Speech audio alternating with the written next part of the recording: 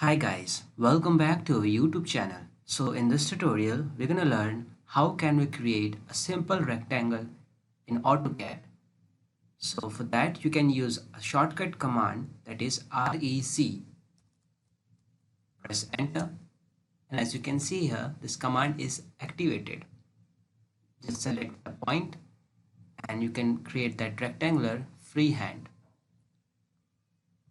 Also, you can click on home, and in this draw group you can use this option that is rectangle.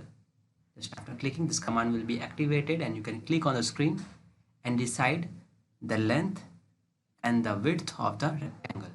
For example, I am selecting D, enter. Here you have to fit the length, then fit, enter. Now you have to fit the width. So it's 50, fit, enter.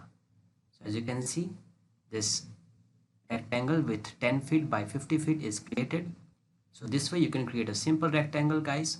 Hope you like this video. Thank you. If you really like the content, then please like the video and click subscribe to see more videos like this. And don't forget to share this video with others. You can find the link to complete basics to advanced Excel tutorial in the description below, or you can visit mahagurus.com to see lots of other software courses. Thank you.